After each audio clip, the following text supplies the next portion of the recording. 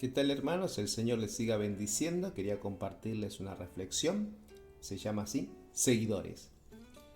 Quiero decirte que nuestra responsabilidad como creyentes, como seguidores de Cristo, es multiplicarnos en otras personas. Que muchos más conozcan a Jesucristo por nuestro testimonio, por nuestras palabras, por nuestra conducta. Mira lo que dice Jesús en Mateo 28 del 18 al 20. Dice así: Jesús se acercó entonces a ellos y les dijo: se me ha dado toda autoridad en el cielo y en la tierra. Por tanto, vayan y hagan discípulos de todas las naciones, bautizándolos en el nombre del Padre, del Hijo y del Espíritu Santo, enseñándoles a obedecer todo lo que les he mandado a ustedes. Y les aseguro que estaré con ustedes siempre hasta el fin del mundo. Nuestro Señor nos mandó a ser discípulos a todas las naciones.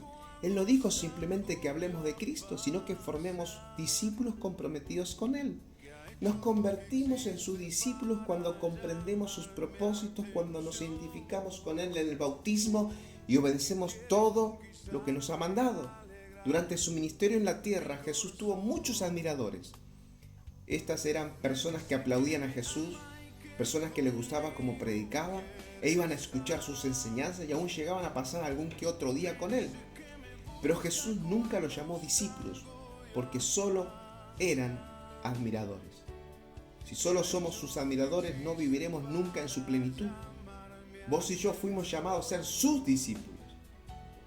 Muchas personas que se acercaron a Cristo tenían intención de seguirlo y ser sus discípulos, pero no estuvieron dispuestos a pagar el precio de serlo realmente.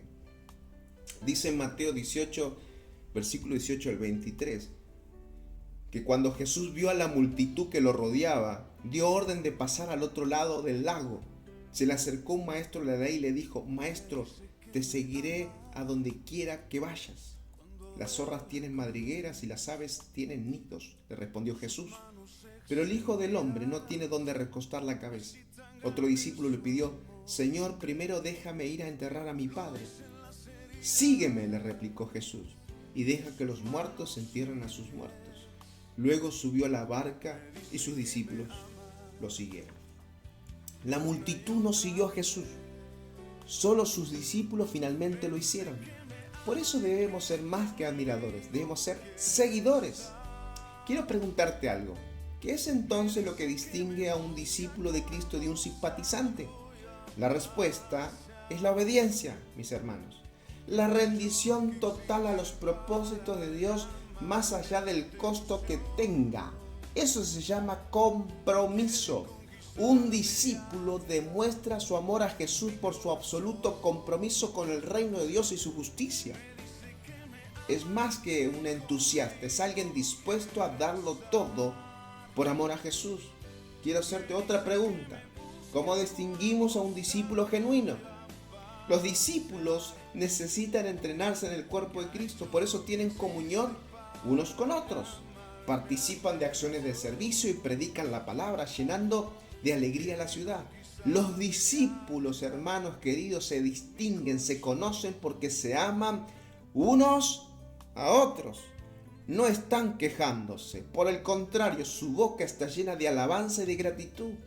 Los discípulos transmiten el mensaje que recibieron de Jesús a otros para multiplicarse en otros discípulos. Y la palabra de Dios nos enseña esto con toda claridad. Mirá lo que dice Hechos capítulo 6, versículo 7. Y crecía la palabra del Señor, y el número de los discípulos se multiplicaba. En Juan 13:35 dice esto: de este modo todos sabrán que son mis discípulos, si se aman los unos a los otros. Y Juan 15:8 dice esto: en esto es glorificado mi Padre, en que llevéis mucho fruto y seáis así mis discípulos. También el apóstol Pablo nos muestra cuál es el proceso de multiplicación de un discípulo. Segunda Timoteo, capítulo 2, versículo 2.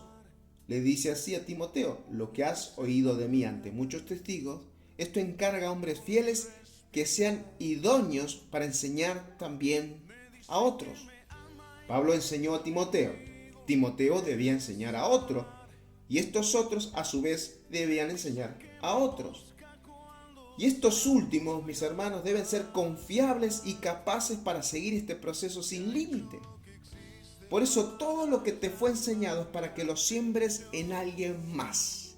Si eres un discípulo verdadero, formarás más discípulos. Si solo eres un simpatizante, formarás más simpatizantes. Mi pregunta es entonces, ¿eres un discípulo o un simpatizante? Llegamos a ser verdaderos discípulos del Señor cuando entendemos que nuestra plenitud, nuestra identidad y propósitos están en Cristo Jesús.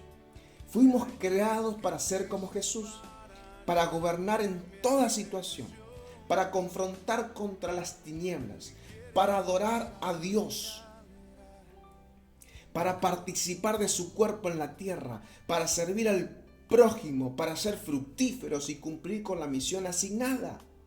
Un discípulo de Cristo vive en todas y cada una de estas dimensiones de los propósitos de Dios y que ha experimentado la plenitud de Cristo y se le nota. Mira lo que dice Hechos capítulo 4 versículo 13. Los gobernantes, al ver la osadía con que hablaban Pedro y Juan y al darse cuenta de que eran gente sin estudio ni preparación, quedaron asombrados y mira lo que dice, y reconocieron que habían estado con Jesús. Qué bueno es que no solo los gobernantes vean nuestra osadía, nuestra valentía a la hora de hablar de Jesús, sino también que lo vean nuestros familiares, vecinos y amigos, y que todos ellos reconozcan que hemos estado en la presencia de Jesús, porque el que permanece en Cristo se le nota. Que el Señor te siga bendiciendo, te guarde y te cuide. Déjame orar. Señor Jesús, te alabamos, Señor, y te bendecimos. Queremos ser verdaderos discípulos, discípulos comprometidos con tu reino, Señor, con tu palabra. Queremos ser discípulos comprometidos en palabra y en conducta. Señor, queremos ser verdaderos discípulos, que se aman unos a otros. Queremos ser de bendición a nuestra ciudad, a nuestra generación. Úsanos, Señor, para la gloria de tu nombre. Y que todo fruto que demos, tú seas glorificado en medio de nosotros. Bendícenos, Señor, para ser de bendición. Gracias, Señor, por tu palabra, por tu gran amor y tu gran misericordia. Gracias, Jesús. Dios te bendiga.